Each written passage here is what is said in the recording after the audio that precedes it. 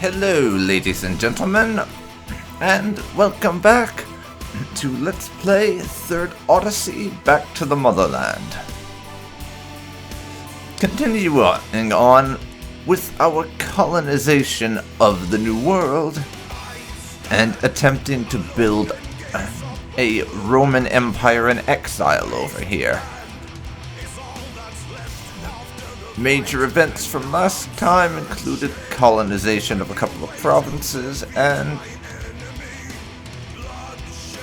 us forging an alliance with one of our northern native neighbors, as well as meeting the Vikings up in northern Canada and Quebec. So yeah, that's a thing.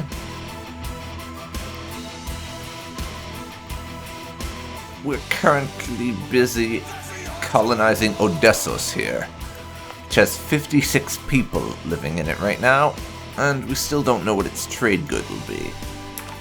So, because this is an early game thing, and lots of early game stuff has a tendency to be pretty, well, slow. So I'm gonna jack us up to the max speed and unpause.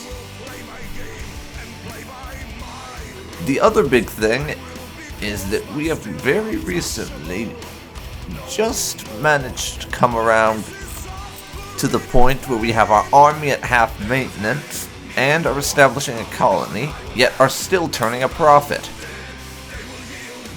So our finances are in a decent shape. But we've just gotten hit with a pop-up to reform the military. A serious problem has been brought to our attention. We are trapped in the New World with little manpower and virtually no wealth, and yet our military is still operating on the old Roman model. A model which is costly to maintain for not enough benefit. We must reform the army if we are to survive, if we are to long survive this Elysia. So we have three options. We can conscript native warriors. This will provide us with some manpower, plus 10% national manpower modifier. Mercenaries are cheaper to maintain and recruit. We get a reforming army penalty for about a year until the people get used to it. Expand the militia. The expansion of the city militias will instill our people with a sense of pride as they defend their homes from foreign threats, while also providing them with crucial military experience. We get less production efficiency and less manpower recovery speed, but that's more of a quality over quantity type of thing, whereas that one we're going more for sheer numbers. Finally, establish Barbaroi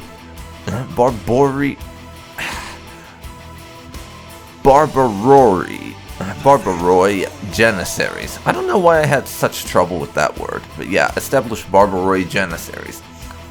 Thanks to the reforms of Prince Orhan, we've been able to draft plans for re-education of Barbaroi children into a feared military unit directly styled on the Ottoman Janissary Corps. These soldiers, taught to speak Greek and worship the true faith from an early age, will support our regular troops in battle. The Latins call them Gaianizerai, but our own people started referring to them as the Principes, in honor of Orhan's teachings. We get Orhan's Janissaries, more manpower recovery speed, more infantry combat ability, more discipline, but more years of separatism from conquered territories. And also the local native tribes will not be too happy with us. We currently, actually, with the exception of the Powhatan, and they're just being dicks essentially, and the Lenape, with the exception of those two, they actually quite like us. So it might be a good idea to not go with that one, just to avoid problems.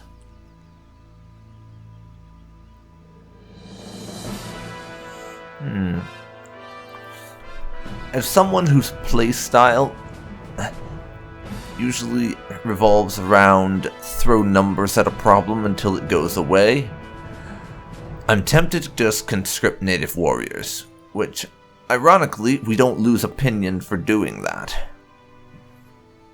Whereas we do for doing this.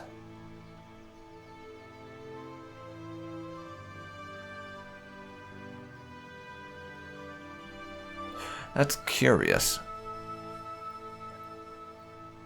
But yeah, I'm tempted to go with that.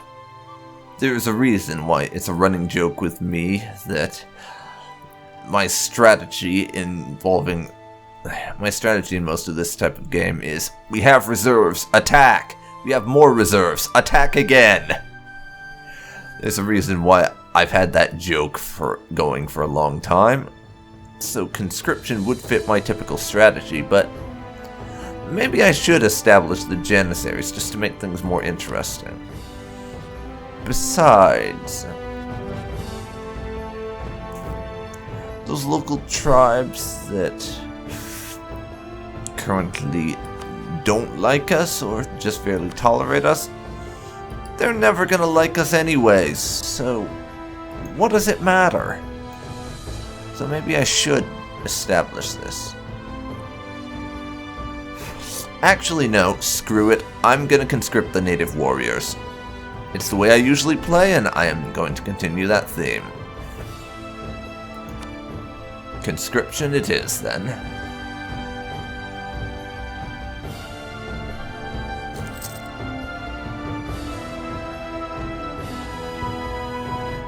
We're still above our maximum manpower, but that'll give us some buffs. We're back down to losing a tiny amount of money, but that should solve itself soon. Improvements in government technology. We can get more admin power, or get more inflation and get more. How are we on inflation right now? Let's actually check that.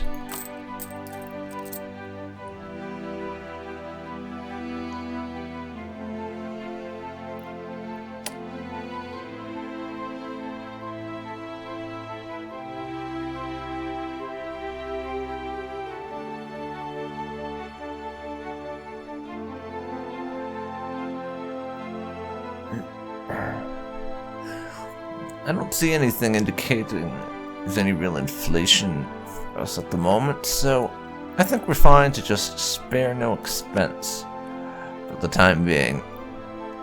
I can just grab up a whole bunch of inflation early on and just kind of deal with it. Oh, balls, that reminds me. I never did set a focus for our power. And, you know what? I'm actually going to set our focus to diplomatic, because that's the one we have the least of. It'll knock the gain in the other two categories down a bit, but it will put that one up. And that seems like a pretty good idea to me.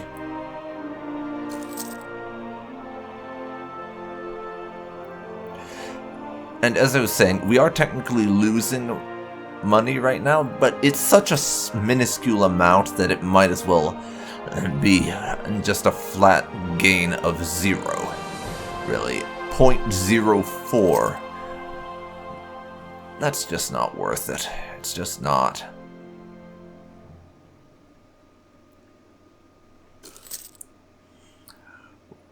We're also gaining sailors, though, so my plan with regards to a navy, I should probably bring this up now since we've got time.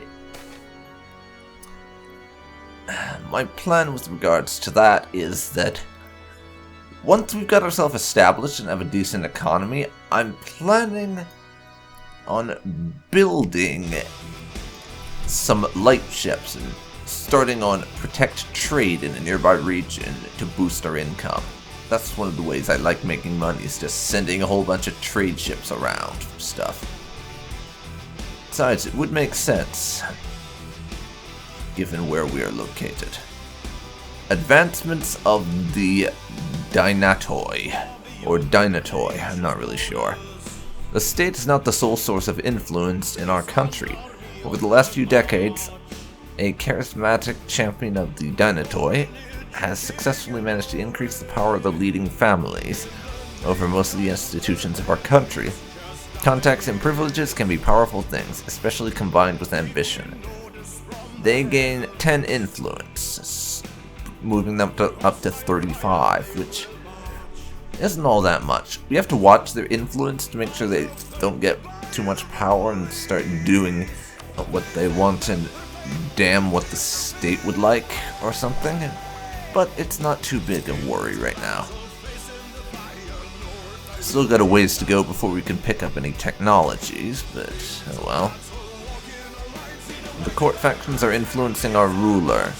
Factions in the Imperial Court have recently come out strongly in favor of the military and are all for a greater Imperial focus on military matters. 50 military power. Hooray for that. And I said this last time, I'll probably say it again in basically every episode because it needs to be said for obvious reasons.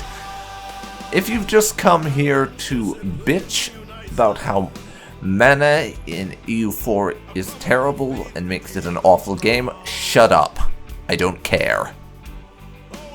Now that we got that out of the way, Northern warriors are offering their service. A band of seasoned, if impulsive, Viking warriors have offered their service as mercenaries to the Emperor of the Romans. In return for regular pay and lodgings in New Constantinople, they've agreed to convert to the Hellenic faith and fight alongside our warriors.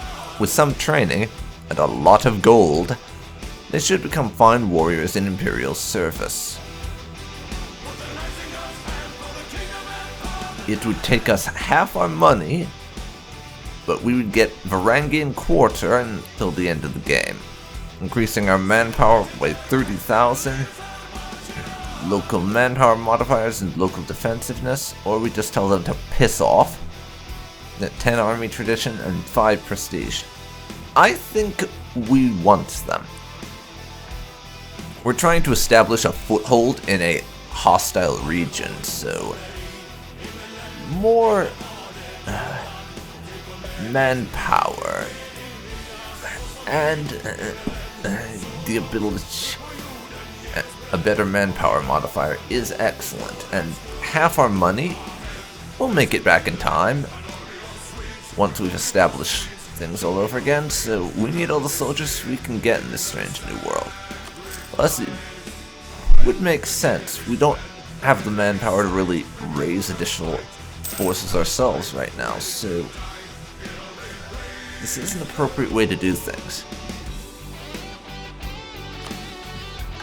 Now, though, we have a decision available to change our army doctrine if we wanted to alter it away from the current one.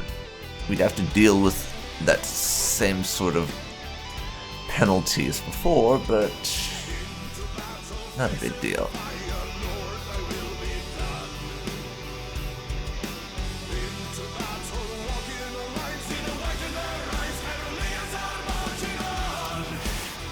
And this is an interesting option that we could do if we manage to butter up the Powhatan enough. What with us being very close to their borders, we could strike a deal and take over their current lands, but their actual nation would migrate somewhere else.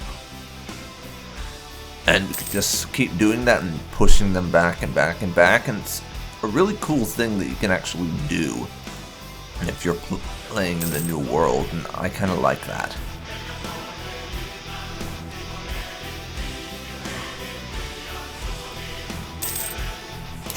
The trade good in Odessos has changed to tobacco. Nice, that is going to be quite the money maker, that's for sure. Really is.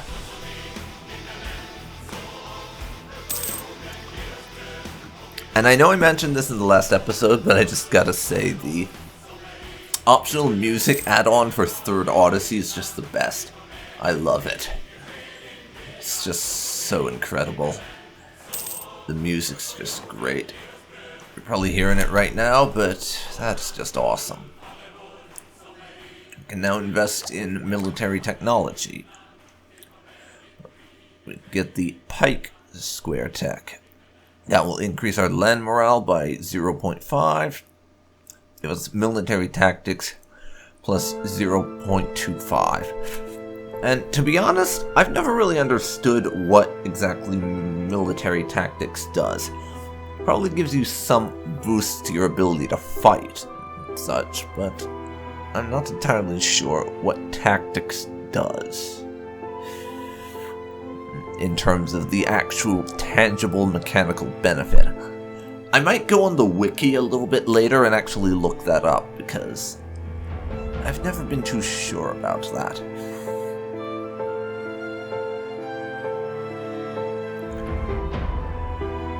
But it does improve. But it probably gives us some improvement I'm just not sure about.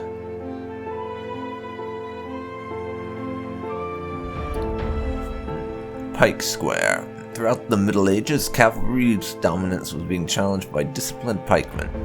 In battles such as Bannockburn or the Golden Spurs, cavalry was defeated by pikes. A combination of improved training and discipline, and the addition of swordsmen to provide close combat support, has raised this formation to the peak of its efficiency.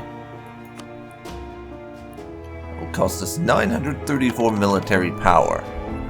It's not cheap, but we're now ahead of time on this technology. And I'll be picking up level 4 admin for temples soon. And what I really want to get with admin is level 5, because that's what gives us idea groups and will allow me to just really start customizing my nation. Just make it so good.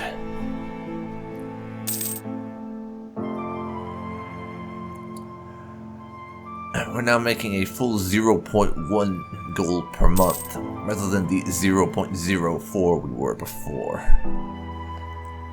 We still don't have enough of an income to actually pick up an advisor.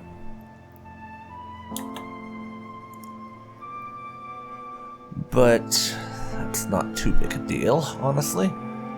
At this moment in time, we don't actually need one very much.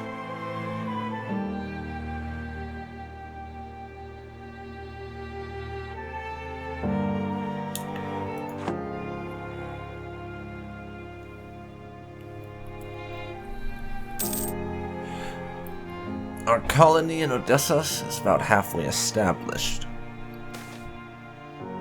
Court factions influence ruler again. This time it's for diplomacy. I'll take that diplomatic power, thank you very much.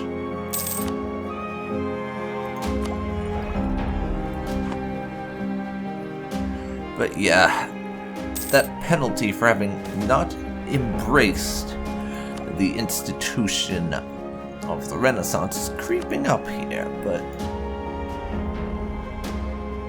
the Renaissance is not even present in our nation currently, so we won't have the ability to embrace it for a very long time.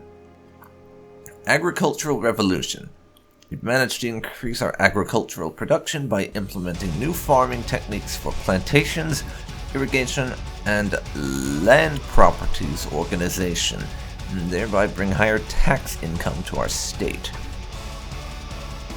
So we could invest in a bigger army and gain more base manpower in Elysia. Raise taxes.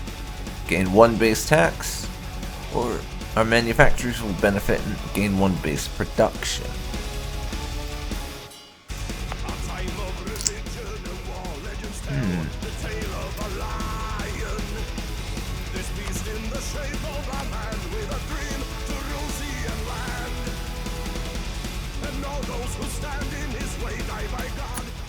Let's see here.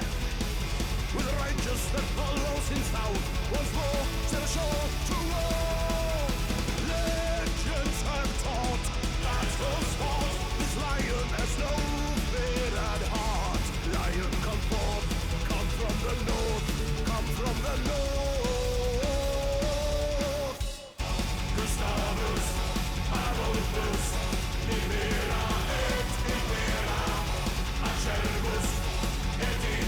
don't really need the extra bonus to goods produced or shipbuilding right now. I'm actually going to invest in a bigger army, because right now I'd like to have some extra manpower, because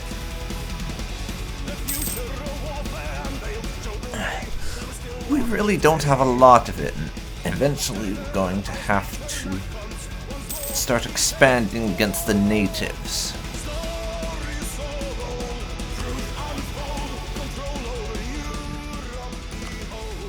Which can potentially be a little problematic.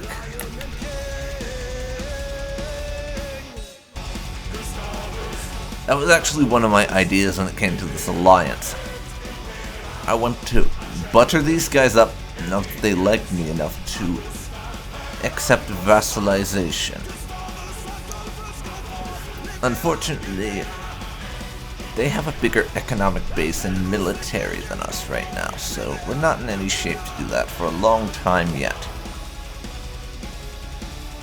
But we just picked up level 4 admin tech, so we'll now be able to build temples. Housing the machinery of government is as important as the machinery itself, and one should never forget the importance of religion when doing so.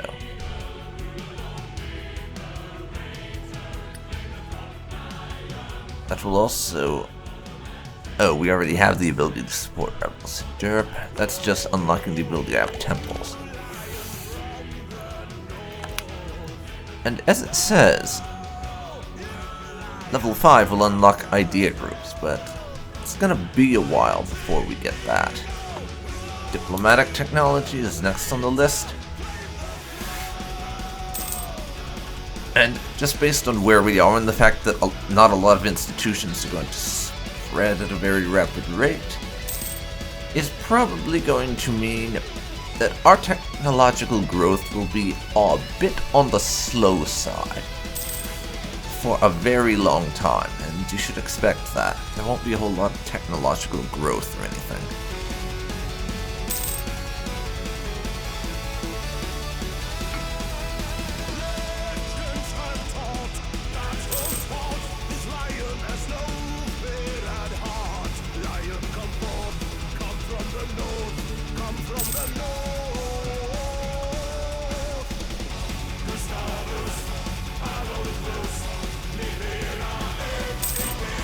And Odessa continues to grow, as expected.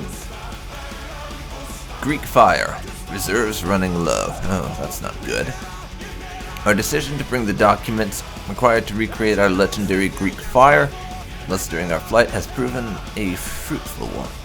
Though it has seen little use in naval combat so far, it may aid us in fighting off future Viking raids on our coast. It has also proven useful in warding off native raids on our cities and forts, and more as a terror weapon than inflicting any significant casualties. Indeed, our alchemists and engineers have plans to improve the range and reliability of both ship-mounted and handheld variants, using more modern techniques and materials. However, they regretfully inform us that our supplies of naphtha, a viscous black liquid critical to the production of Greek fire, is running low, forcing us to ration our supply to one project over the other. At this moment in time, we're not actually in any position to desire an offensive navy of any sort, so that's kind of pointless. I'll just reserve it for fort defense.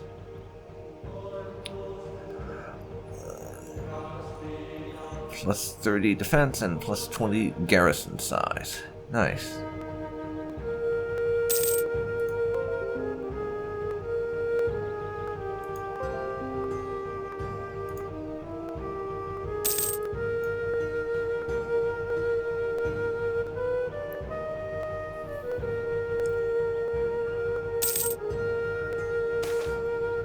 Search for naphtha. That is such a weird word, it really is. With our supply of Greek fire decreasing by the day, we are under pressure from high-ranking military officials to locate a reliable, easily accessible source, and soon. However, in addition to its military applications, naphtha has been known among alchemical circles for its uses in medicine, waterproofing, and as fuel for lighting since ancient times. The natives speak of great pits of black liquid rising from cracks in the ground to the northeast of Neo-Constantinopolis, near the Borealan lakes. Others tell tales of a small island far to the south where entire lakes of naphtha flow, though this is dismissed as pure fantasy. Send out the search parties. Maybe we'll find some. We can stop the rationing, or ration less at least.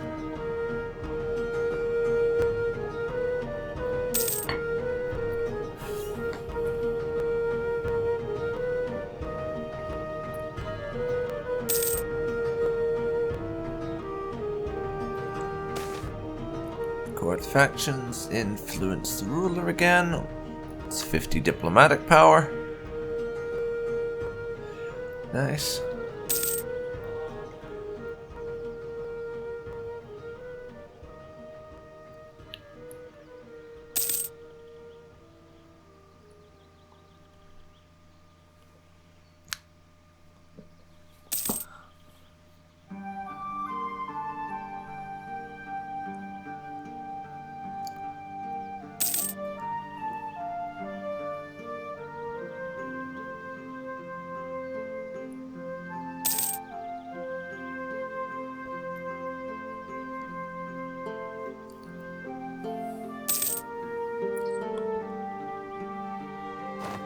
And now, it is 1454,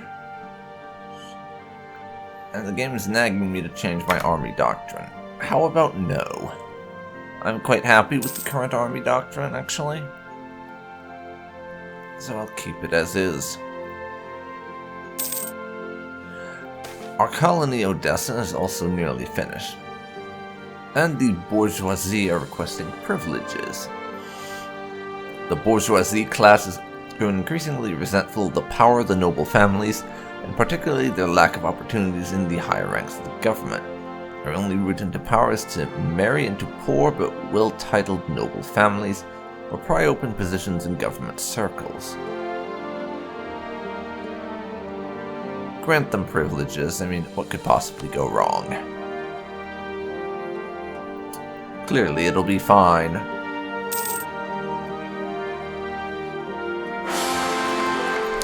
Not like we'll see a revolution overthrowing the state or anything. And the Emperor is a little bit on the dead side, it would seem.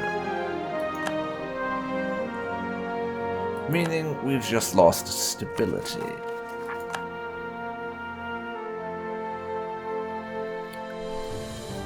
I can't raise it currently, neither. I'll have to wait on that. No current deity selected. I'm going to stick with Poseidon, actually, for the settler increase. Local natives appreciate our pantheon again. That's good. That's very good. Odessa has become self-sustaining.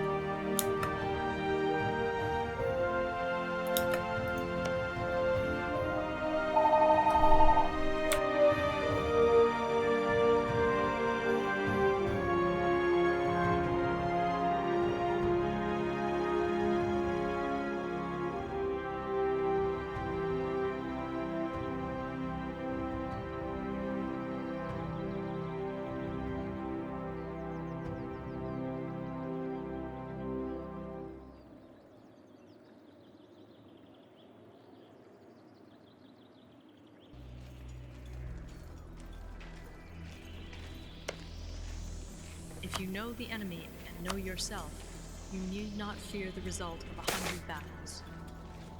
If you know yourself but not the enemy, For every victory gained, Okay. you also suffer Expanding the city limits and the Elysian homelands. Now that we founded our new capital, to expand our influence to the lands that surround us. Gain a Colonial Dessus and rename its capital. And as you saw back there, I'm setting up a colony in Roanoke now. Expanding the city limits. As our city establishes itself in the local area, we inevitably encroach on the lands of the hundreds of small native tribes that have called this area home for as long as any of them can remember. Envoys from the chiefs are concerned about our expansion and are offering us a deal. We agree to limit Neo-Constantinopolis' outward growth for the time being, and therefore leave their towns intact.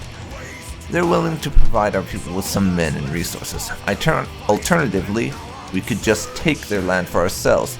This would cause an uproar among the natives still living there. So we could seize their lands, essentially piss off all the native tribes, get a bunch of base tax and production in Elysia, or just accept. Get less, but get some money and a bunch of power. I'm actually going to accept. We're going to try to be diplomatic for the tribes. We probably should, given they outnumber and almost certainly overpower us at this point in time. We should probably accept the treaty.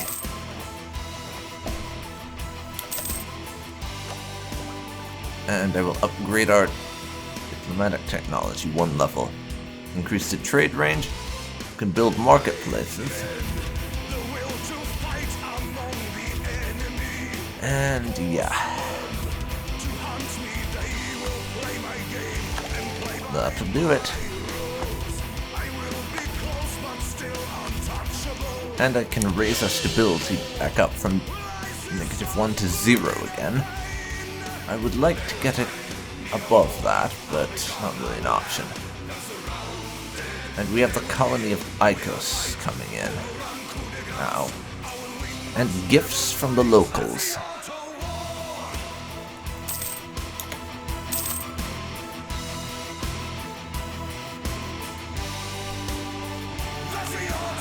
Yes, gifts from the locals.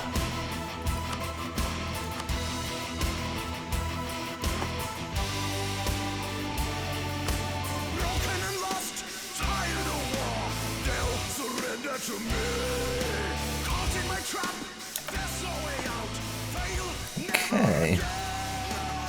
We have a nice little coast or realm here going on.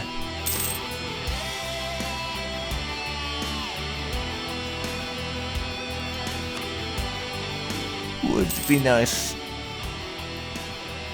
to be able to go after some of the natives. But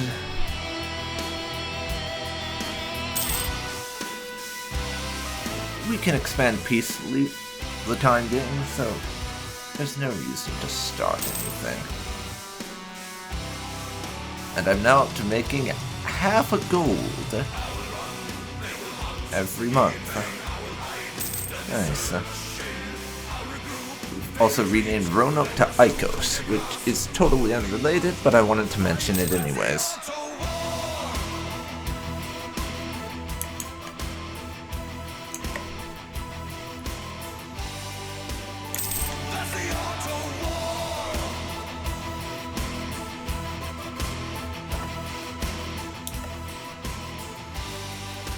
I can enact a government reform, eh?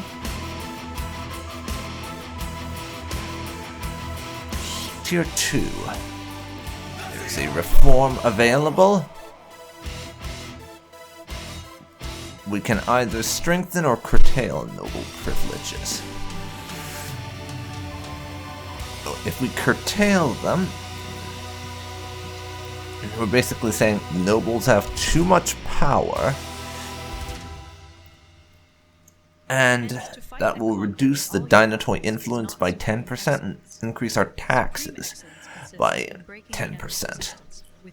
On the other hand, we could just embrace the noble classes' special privileges and give us a 15% increase to our national manpower modifier. So it really is down to, what do we need more right now? Taxes or troops? And given that I said I'm going to try to stay friendly with the natives for as long as possible, I am going to say, and just wanted to look at some of the other stuff I can do, I'm going to say, right now, we want more taxes. So I will curtail their privileges.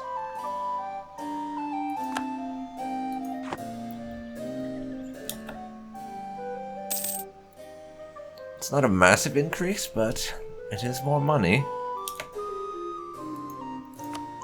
Powhatan is fabricating a claim on us. That may have been a mistake. We will see.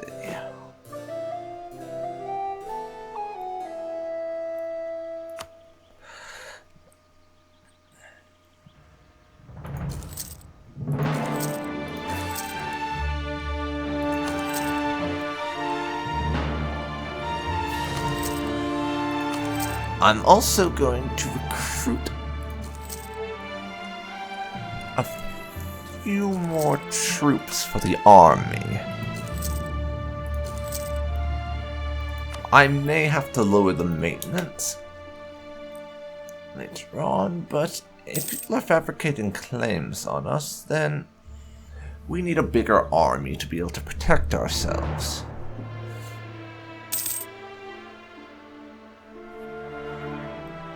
And that's my thought, in any case.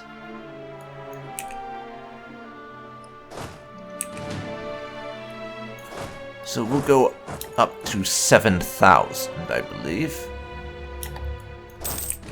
Is the best approach here. With 2 of them being cavalry.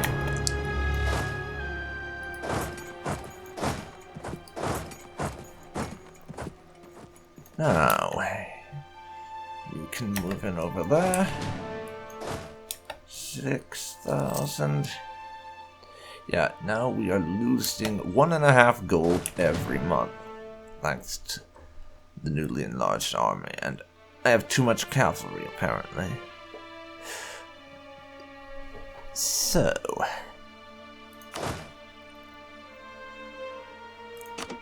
we're going to have to disband 1 unit of cavalry, I think, and I just built those, so that's a little bit painful.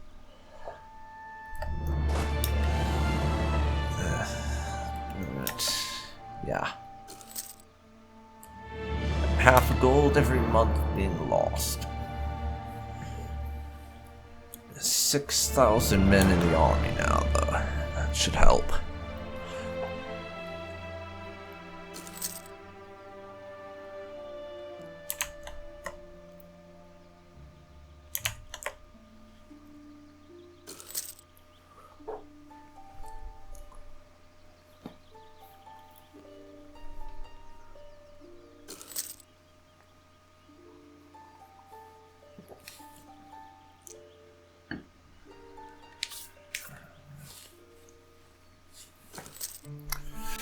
Our trade good being produced in Icos is naval supplies, which is bloody worthless as far as I'm concerned. Naval supplies aren't worth a damn thing, at least in my experience.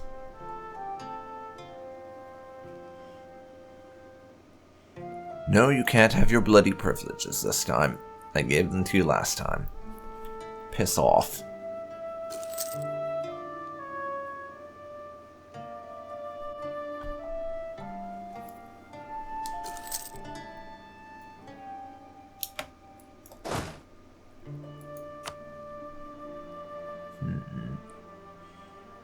No, I don't want to recruit any generals for my army right now. I am going to put them on the absolute minimum, maintenance, however. Which may screw me over if I get attacked and my army is wiped out. But we need to save money right now.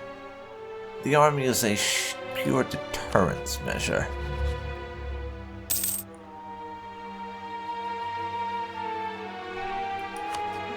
that is all.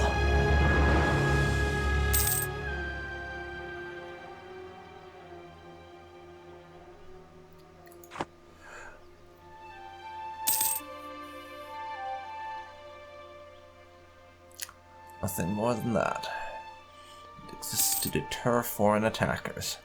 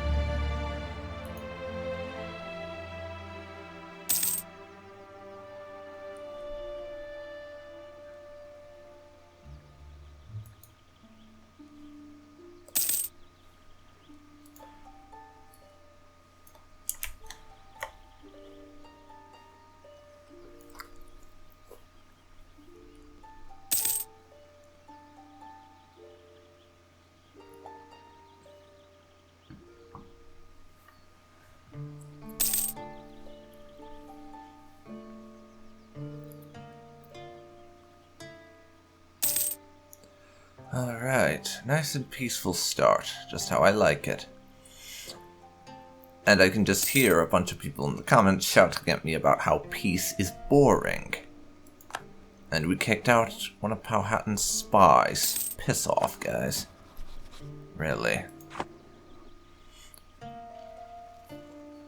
I can just hear people shouting about how peace is boring, but honestly, I like to be able to start in a nice and peaceful bit of expansion without having to just ruffle stomp half the universe or something early on. I find it kind of fun.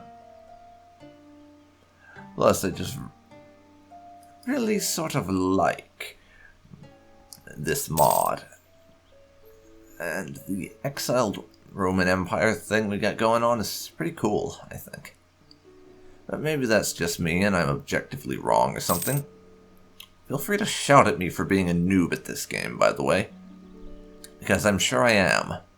And I'm sure you'll do that anyway, so I may as well give you sanction to do it. Natives are not assisting our fur trappers, temporarily leading to reduced production. It will help us again. We lose 4 money. Or ducats, rather. There we go.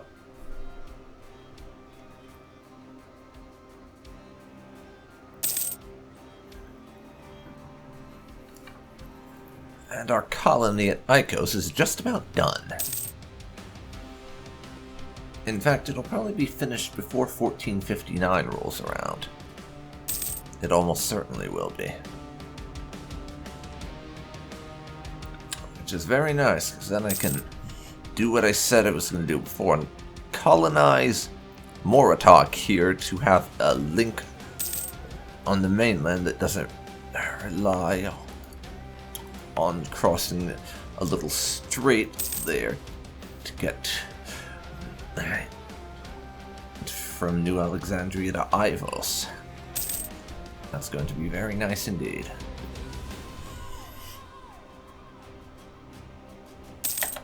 And there it is, done. Which has dropped our settler increase down from 125 to 25, but we still have one for the time being. Now let's colonize that place. And now I'm able to create a state. Ragadon here is currently a territory. I will indeed make it a state.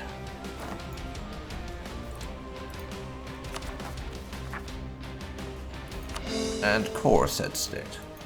I'm also going to spend stability points to increase us up to level 2. I have fulfilled a mission.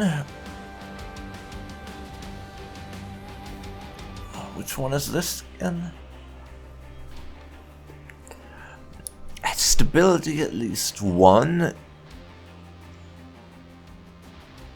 Diplomatic power at least 200. That much money. The year is at least 1450. Okay.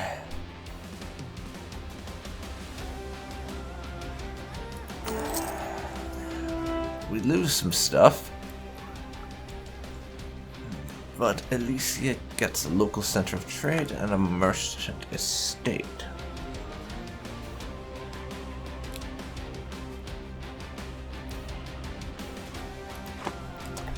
Nice. Town, even. Okay. Got a new colony we're establishing now.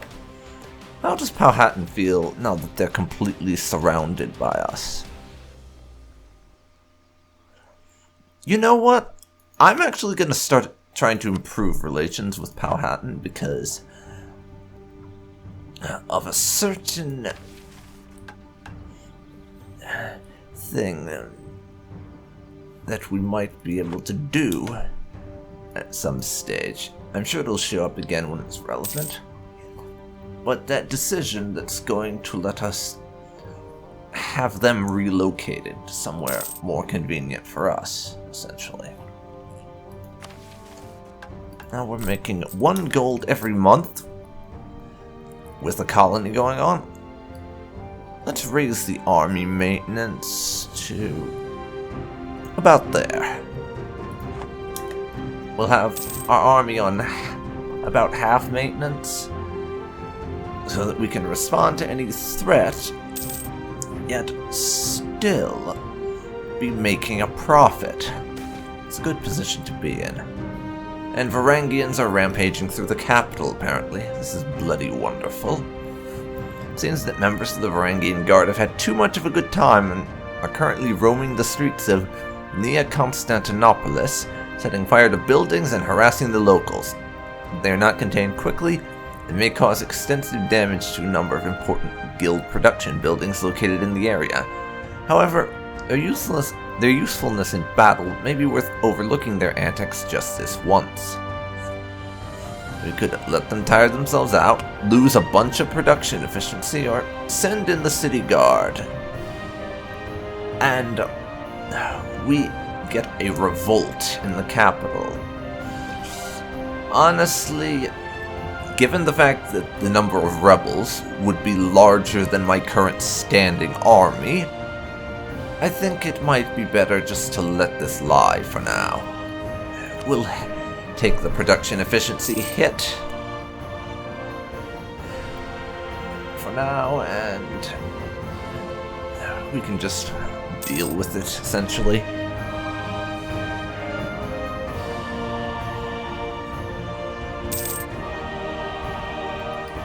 Hey, Powhatan?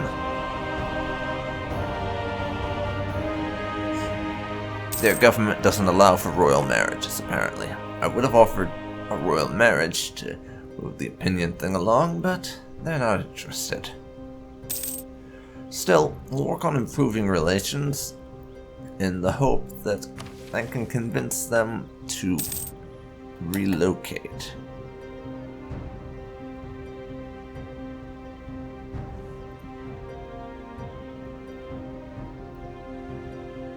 What will this do? Exactly is the thing I'm wondering. Oh, and the problem... It's not their opinion that's the mitigating factor, it's how much... the current mitigating factor... Actually, I don't know what it is. Deal with the Powhatan. One of the following must be true. 600.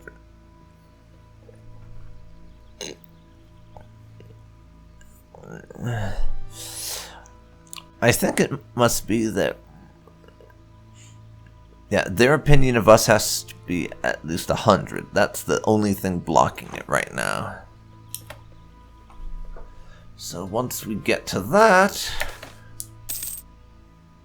we will be able to resolve this matter. Gift from a local chieftain. Emissaries from a local chieftain, awed by our great empire, arrived in Neo-Constantinople today.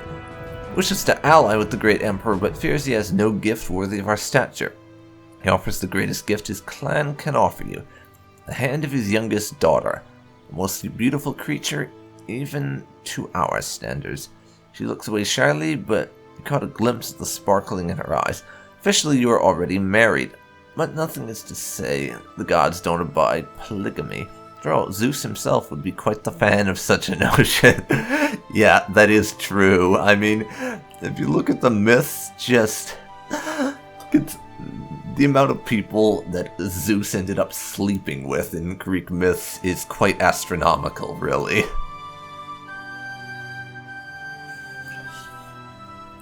So I could do this and we would lose 15 legitimacy. We currently have 86 and we're gaining 1 every year, so putting it down to 71 wouldn't be so bad. That would increase the chance of new heir. Tuscaroron would form an alliance with us. That's these guys down here. Having a second native ally wouldn't be so bad, and eventually we might be able to get them as a subject once we become strong enough. In the long term, of course. And that would also give us the allow polygamy until the end of the game. Like I said, chance of a new heir. And I'm actually going to say yes. We will accept the gift graciously and promise her well-being.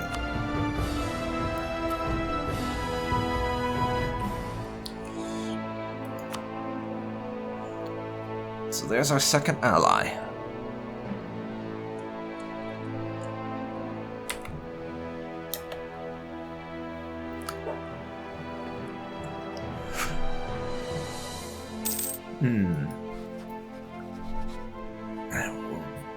Moving in on getting Powhatan to move their asses, which is certainly going to be nice, but it'll take a while.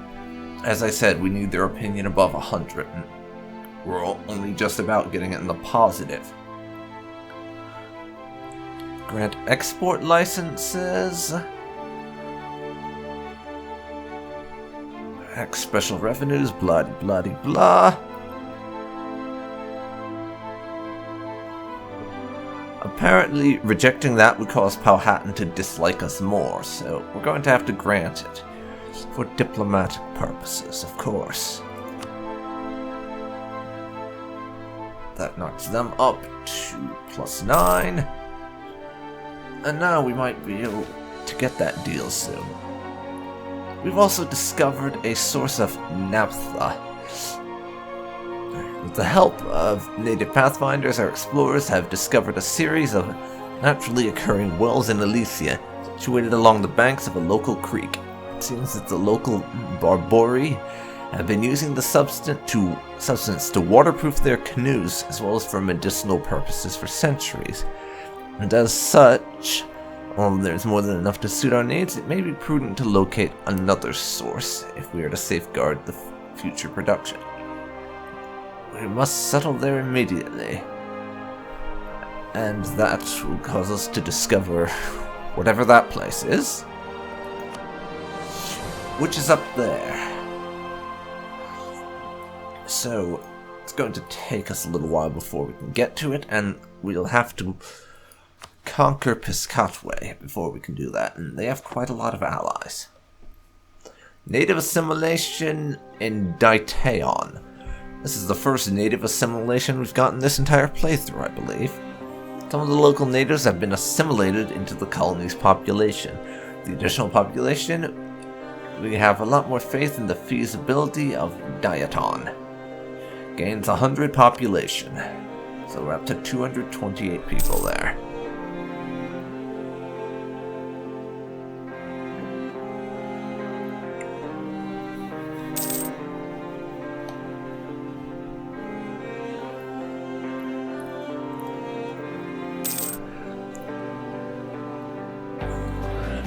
Yeah, because we kind of need to have that place as a settlement.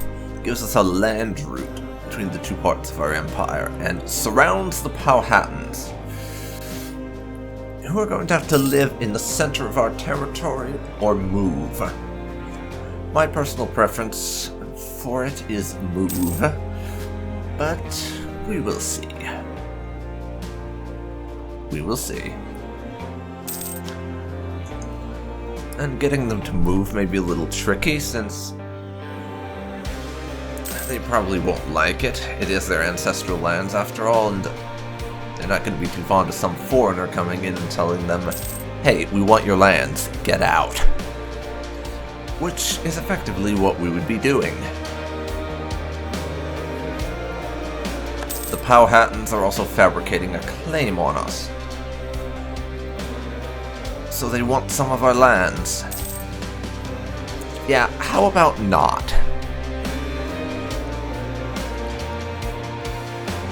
I could go with not, personally.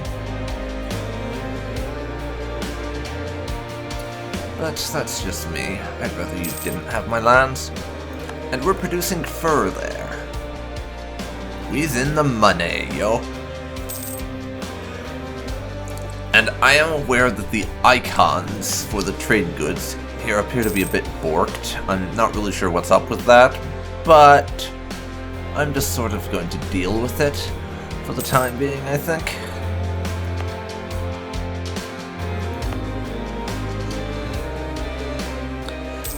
Yeah, I'll just put up with this, I think.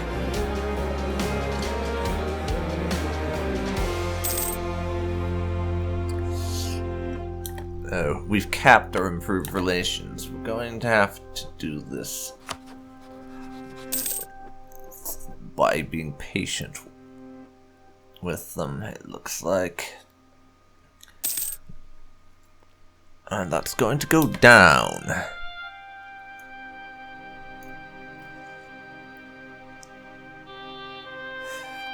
I don't suppose you would like an alliance as well. No, they're hostile towards us, is the problem. So unless we can get past that hostility, we are not going to be able to make the Powhatans move. We're going to have to just straight up conquer them.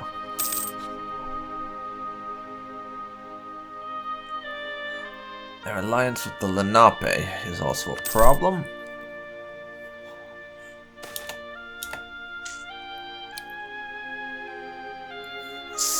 Diplomatic insult. That's our ally who has accidentally insulted us, so I am going to be diplomatic about this. I'm sure it was an accident after all. And that has just pushed our opinion with the Powhatan and up just enough to make this deal. We'll lose 60 ducats, but we'll offer them a deal, which I assume is move to somewhere else. And the Powhatans have accepted our deal. Their village, now equipped with crossbows and light iron armor, are packing up and marching south as we speak, while Elysian settlers move in to take their place. And yeah, we effectively just gain that territory by being nice to them. Now that we have founded our new capital, blah-de-blah-de-blah. Tax, production, and manpower there, and it's renamed Neo-Aboricon. We get a core. The Appalachian Mountains. Now that we've established ourselves in the local area, our thoughts must extend to our future expansion efforts. Our explorers have suggested we look into carving pathways through the Appalachian Mountains. It will be hard work, and we may need the natives to provide the majority of the manpower, but the hope is that the movement of our armies and merchants through the mountains will be greatly increased. Perhaps one day, but not today, I fear.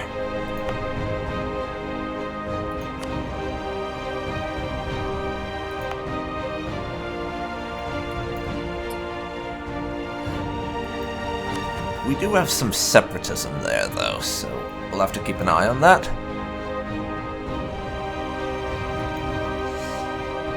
But we have fulfilled our mission for the Actually, not the one for the Elysian homeland. To expand our lands was the mission we fulfilled. For Elysian homelands, we still need to colonize Delaware in order to fulfill that mission. We have expanded our lands. We gain administrative and diplomatic power, as well as 5 prestige. Go for it. There's really no reason not to complete the missions, to be honest. There is really not.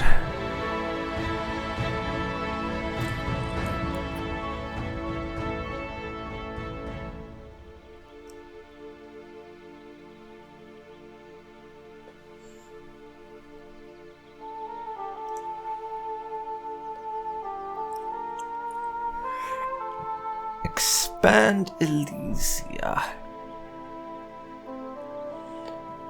Lead established militia, total development. We need to get at least 10,000 men in the armies. What we should be working on next, as well as an income boost to at least 10. But of course what we'll be doing next is getting our hands on Delaware. But we have established a nice little foothold here in the region. Our heir is Midas touched, so when we have him in charge, more tax. And some tribe has moved to over there. I've wanted that land for myself, goddammit.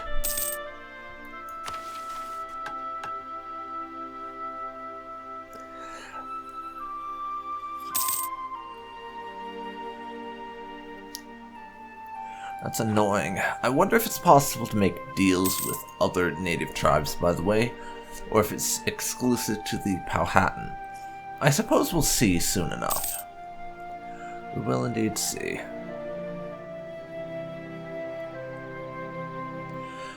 That the Powhatan have buggered off.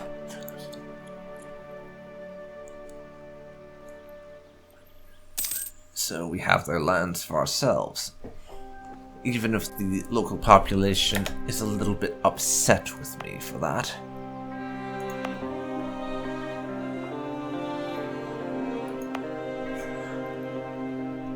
Which would be the reason for the unrest. Separatism, yeah. Though our settlements are Greek and Hellenic, that's one thing that I always wished they did a better job of modeling in EU4. The presence of minority groups and natives in territories you colonize that aren't part of your main group and have different beliefs and things, because there are probably still some natives living in our territory. They're just not modeled as population, basically, at all. And I wish they did a better job at that.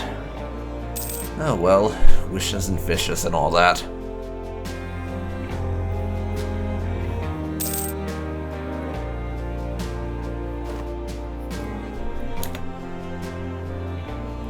Our inventiveness is decreasing. What's up with that? Other countries being more advanced than us. Okay.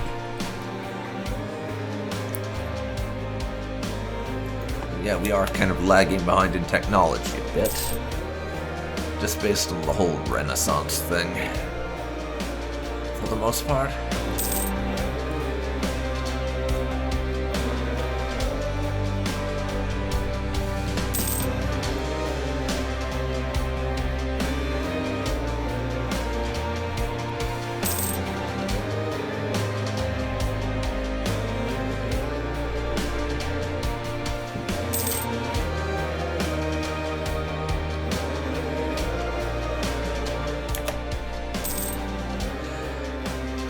And it is now 1464, the 1st of January, in fact.